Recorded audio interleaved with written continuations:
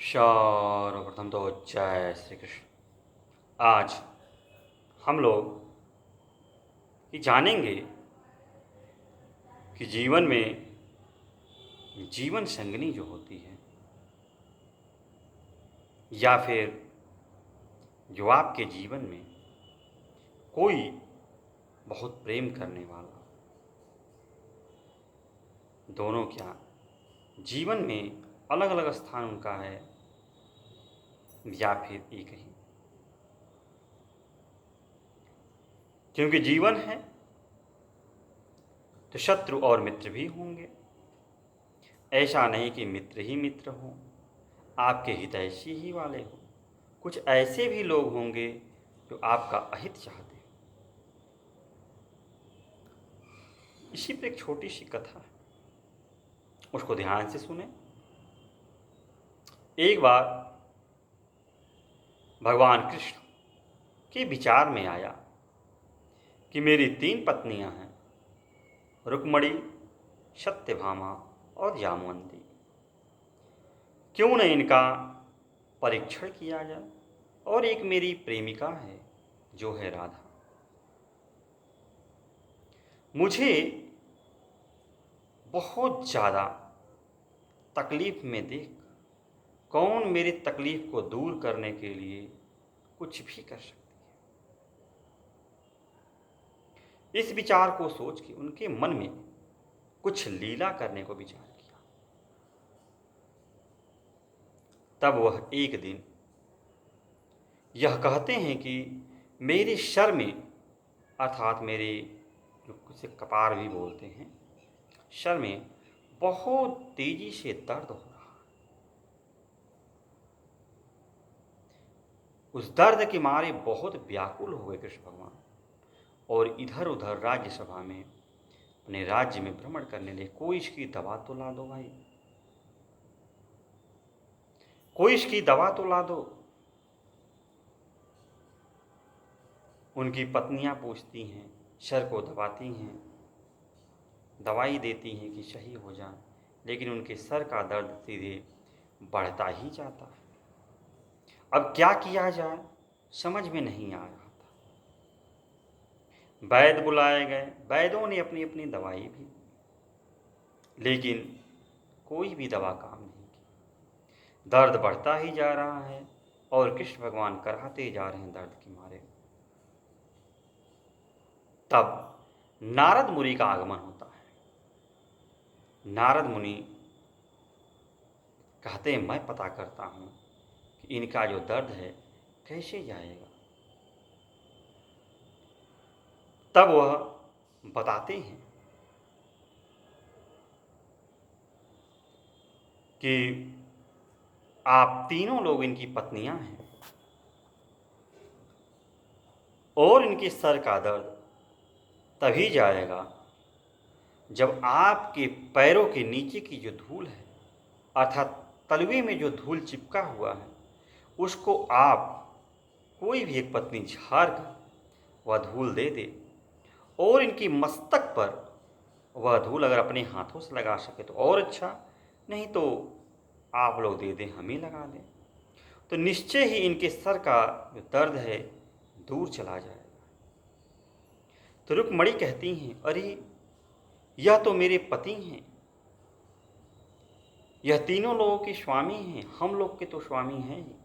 मैं अपने के पैरों की धूल इन्हें देकर नरक में थोड़े जाना चाहूँगी, मैं नरक की भागी हो जाऊँगी। कोई अपने स्वामी के ऊपर अपने पैरों की धूल लगाता है। फिर वो जामवंती से कहते हैं कि जामवंती तुम ही दे दो। जामवंती कहती है कि जब बड़ी दीदी ऐसा कह रही हैं तो मैं क्यों नरक की भागी बनूं, मैं क्यों दूं, मैं भी नरक में नहीं जाना चाहती।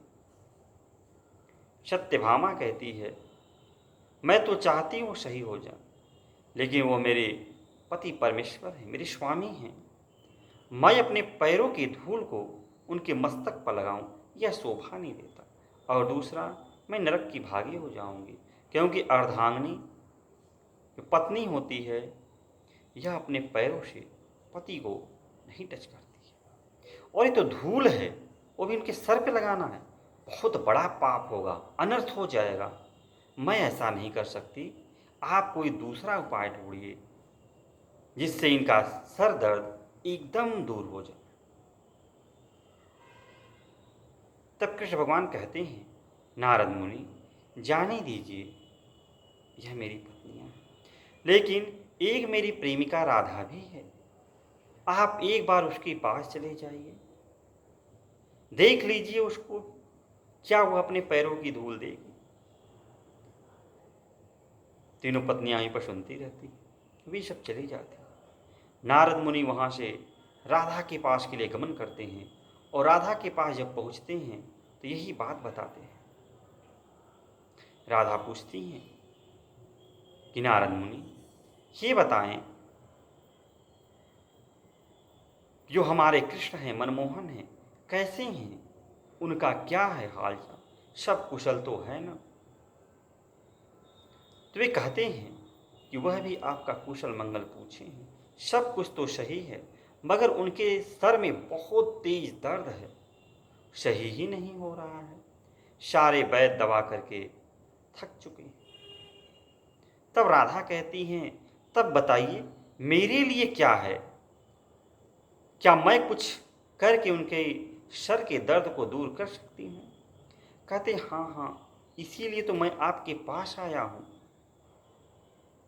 बस इतना सा ही करना है कि जो आपके पैरों में धूल लगा है उसको झाड़ के आप दे दीजिए, वही जाके मैं उनके मस्तक पर जब लगा दूंगा तो उनका सारा दर्द दूर हो जाएगा। राधा कुछ नहीं बोलती हैं और न सोचती हैं, तुरंत तुरंत ही अपने पैरों की धूलों को झाड़ती हैं तलवे से, और एक कपड़े में लपेट कर पोटली बनाकर तुरंत दे देती हैं। कहती हैं, आप तुरंत लेकर जाइए, मेरे मनमोहन के, कृष्ण के सर की दर्द अगर मेरे पैरों की धूल से दूर हो जाती है तो क्या, यह तो मेरा भाग्य है कि मैं उनके काम आ चुकी। मेरे पैरों की रज उनके दुख को दूर कर दे, इससे बड़ी और क्या बात हो सकती है। आप लेके तुरंत जाइए। नारद मुनि बड़ा आश्चर्य करते हैं, वह लेकर आते हैं। तीनों पत्नियां बैठी ही थी।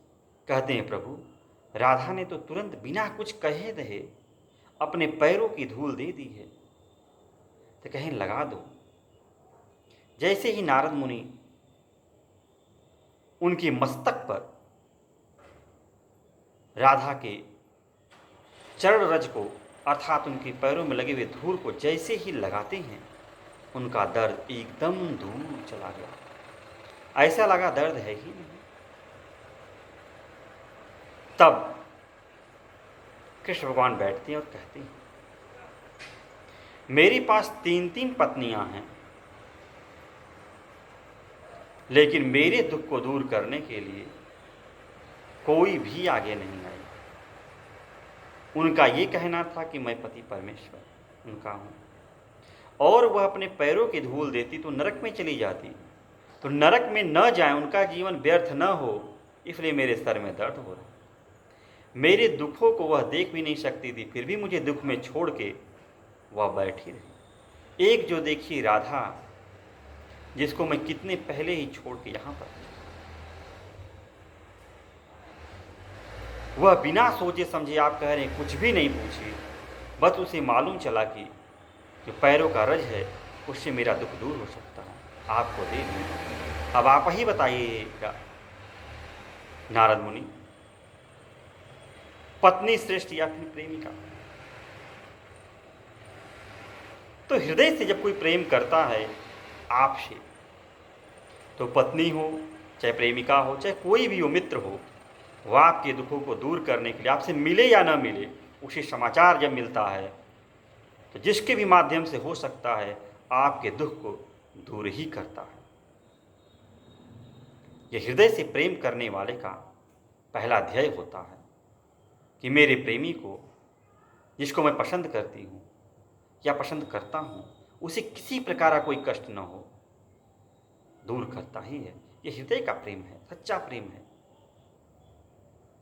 जीवन में आप किसी से भी प्रेम करते हो, प्रेम तो कई प्रकार के होते हैं।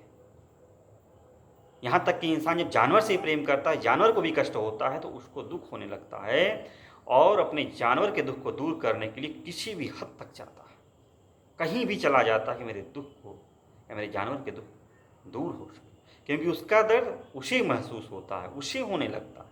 वही तो है प्रेम, कि जब दूसरे का दर्द आपको महसूस हो, वही तो असली प्रेम है। तो आज के लिए इतना है, फिर किसी दिन अन्य वीडियो मिलते हैं, तब तक के लिए जय श्री कृष्ण, जय श्री कृष्ण।